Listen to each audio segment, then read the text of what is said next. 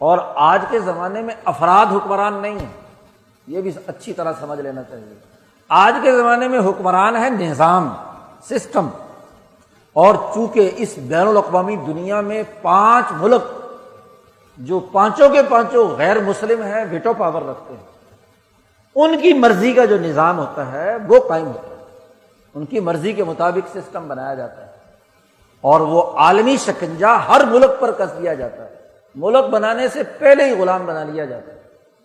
تو جب ممالک اور اقوام شر کے مقابلے کے لیے یا شر کے پھیلاؤ کے لیے یا سرمایہ پرستی کے پھیلاؤ کے لیے کردار ادا کرتے ہیں، تو وہاں افراد کے آنے جانے سے کیا ہوگا؟ افراد تو اس سسٹم میں صرف مینیجر ہوتا ہے، ملازم ہوتا ہے،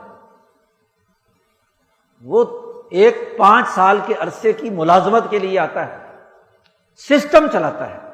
اگر سسٹم جس نظریے پر بنا ہے وہ غلط ہے تو اس سسٹم کے نتائج ہمیشہ غلط رہیں گے، چاہے وہاں کوئی بڑے سے بڑا رہبر اعظم آ کر بیٹھ جائے، خواہ وہاں بڑے سے بڑا کوئی مذہبی رہنما آ کر بیٹھ جائے، بہت ہی حاجی نمازی پیر مولانا بیٹھ جائیں، سسٹم اگر وہی ہے تو پھر کوئی نتیجہ خیر کے حوالے سے نہیں نکل سکتا۔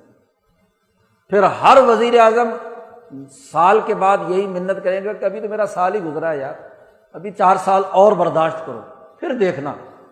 نواز شریف صاحب کی تقریر موجود ہے، گیلانی کی موجود ہے، اس سے پہلے بے نظیر کی موجود ہے، اس سے پہلے بھی جب نواز شریف آیا اس کی بھی موجود ہے، بیچارے محمد خان جنیجو کی تقریر بھی آن ریکارڈ موجود ہے، اور آج عمران خان بھی یہی کہہ رہا ہے۔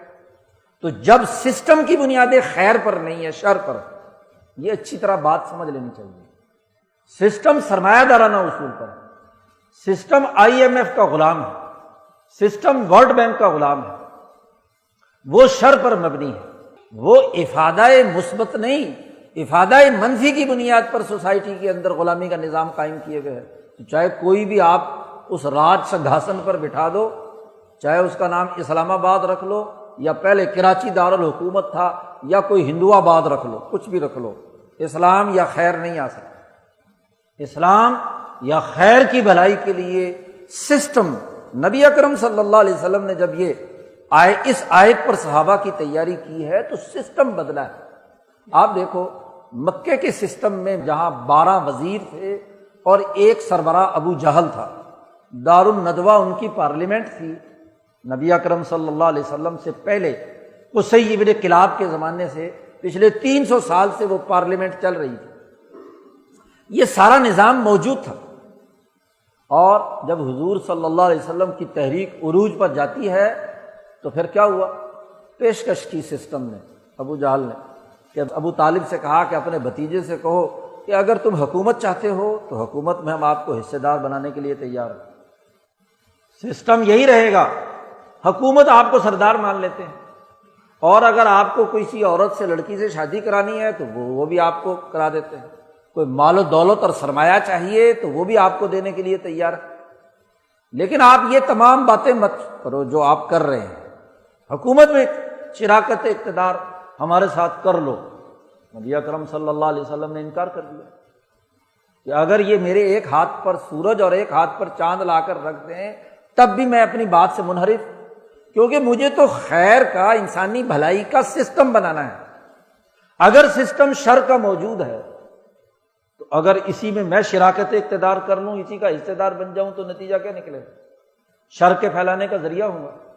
نبی اکرم صلی اللہ علیہ وسلم نے جا کر مدینہ منورہ میں اپنی حکومت خود قائم کی، اپنا نظام بنایا، سسٹم بنایا، نئی عدالت، نئی سیاست، نئی معیشت، نئے ادارے، نیا نظام، نیا طریقہ کار، لِیُظْہِرَہُ عَلَى الدِّینِ کُلِّہ کی اساس پر، اور پھر اس کے ذریعے سے طاقت پیدا کی، اور اس طاقت نے آ کر مکے کے اس سسٹم کو فتح مکہ کے موقع پر توڑا، اور نیا نظام جو مدینے میں قائم کیا تھا وہ نافذ العمل کیا۔ سسٹم کے اندر شراکت کا کیا مطلب ہے؟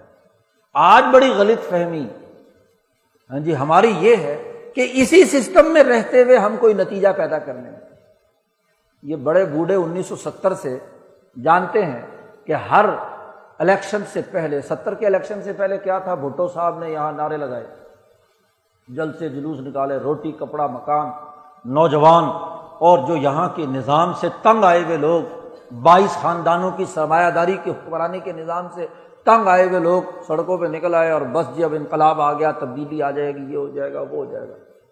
بھٹو صاحب 7 سال رہے، کیا ہوا؟ جو پہلے بنا ہوا سسٹم تھا وہ بھی تباہ و برباد کر کے اور نیا سسٹم بنائے بغیر اٹھایا گیا اور پھانسی پہ چڑھا دیا۔ جی بات یہ ہے، اس کے بعد اسلام کا غلغلہ 1977 کی تحریک میں کتنے بیٹھے ہوئے یہاں؟ چند ہی ہوں گے 2-4 بوڑھے جو 77 کی تحریک میں تھے اور خوب جلوس نکالے، حلوے کھائے، نظام مصطفیٰ کے نعرے لگائے، ہاں جی خوب، اور نتیجہ کیا نکلا؟ ہاں جی 11 سالہ آمریت اس سوسائٹی پر مسلط ہوئی اور اسلام غتربود۔ آپ کو اسلام چاہیے تو میں 5 سال کے لیے صدر پاکستان، ماشاءاللہ نیا ڈرامہ، کوئی نہ اسلام نہ نظام نہ کوئی سسٹم میں کیا تبدیلی آئی؟ کچھ نہیں۔ تو یہ پوری تماشا ہے پچھلے 12-13 الیکشنوں اور پورے 70 سال میں افراد کی تبدیلی کا۔ ہر حکومت آتی ہے تو اپوزیشن پہلے ہی تیار ہوتی ہے۔ جب کسی سوسائٹی میں سیاسی شعور مسخ ہو جائے، سسٹم کے حوالے سے ادراک ختم ہو جائے، نظریہ زندگی نہ رہے، تو وہ سوسائٹی زوال پذیر ہوتی ہے۔ تو ہماری غلامی کی سیاہ رات جو ہم پر 70 سالوں سے چھائی ہوئی ہے، اس کا سبب وہ عالمی سرمایہ داری نظام ہے جس کی ایجنٹی پر یہاں کا معاشی، سیاسی، سماجی سسٹم چل رہا ہے۔ غلامی کے زمانے کے انگریزوں کا وہ نظام ہے جو 200 سالہ دور میں اس قوم کو غلام بنانے کے لیے، نو آبادیاتی دور کے تقاضوں کو پورا کرنے کے لیے بنایا گیا تھا، آج وہی مسلط۔ 250 سالوں میں ان میں تو کوئی تغیر و تبدل کسی میں نہیں ہوا۔ پارلیمنٹ موجود ہے لیکن ٹک ٹک دیدم دم نہ کشیدم، دیکھ رہی ہے، کرنا کرانا کچھ نہیں۔ 70 سال کی اس پاکستان کی پارلیمنٹ کی قانون سازی کی تاریخ اٹھا کر دیکھو، اس نے سسٹم میں کیا تبدیلی کی ہے۔ ایک آرڈر ادھر سے اٹھا کر ادھر کر دیا، ادھر سے اٹھا کر ادھر کر دیا، ایک ایکٹ کے اندر ایک تبدیلی ذرا سی کر دی، بس باقی سسٹم تو وہی ہے۔ پولیس سسٹم وہی، عدالتی سسٹم وہی، سیاسی سسٹم وہی، معاشی سسٹم وہی، غلامی کے زمانے کا۔ تو پھر آزادی حاصل کرنے کی کیا ضرورت ہے؟ اچھا تھا انگریز یہاں رہتے اور ان کی حکمرانی قائم رہتی تو یہ تو پتہ ہوتا کہ ہم غلام ہیں۔ اب ہم فخر سے کہتے ہیں کہ ہم آزاد ہیں اور آزادی کے نام پر بڑے شور و شرابہ مناتے ہیں، تو اس سے بڑا دھوکہ اور فراڈ کیا ہوگا کہ ہو غلام اسی ظالمانہ سسٹم کے اور سمجھیں اپنے آپ کو آزاد۔ اس سے بڑی منافقت دین میں اور کیا ہوگی، ریاست میں اور کیا ہوگی؟ تو قرآن کہتا ہے لِكُلٍّ وِجْهَةٌ، دنیا کی ہر قوم کا ایک نظریہ زندگی ہوتا ہے، تو فَاسْتَبِقُوا الْخَيْرَاتِ، خیرات اور بہتری کے پہلوؤں کی طرف سبقت لے کر جاؤ، نہ یہ کہ شر میں آگے بڑھو اور نہ یہ کہ پست ترین خیر کے اندر رہو۔ اگر بالفرض اس کو آزادی تسلیم بھی کر لیا جائے تو ایک کامل آزادی ہوتی ہے اور ایک ناقص آزادی ہوتی ہے۔ تو ناقص آزادی سے کامل آزادی کی طرف کا سفر تو تب ہوگا جب آپ کا سسٹم بدلے گا۔ تو خیرات میں سبقت لے جانے، آگے بڑھنے، ہمارے سے بعد میں آزاد ہونے والا چین وہ آپ سے سبقت لے گیا تو تمہیں ڈوب مرنا چاہیے نا، اس کی پڑوس میں رہتے ہو، اس سے 2 سال پہلے تم موجود تھے، تمہارے پاس تو پھر بھی یہاں ریلوے، نہری نظام، یہ پوری فوج باقاعدہ یہاں کے سسٹم موجود تھے۔ وہ تو نشے میں پڑے ہوئے تھے، ان کے پاس تو زیرو سے وہ انہوں نے ترقی کر کے یہاں تک پہنچے۔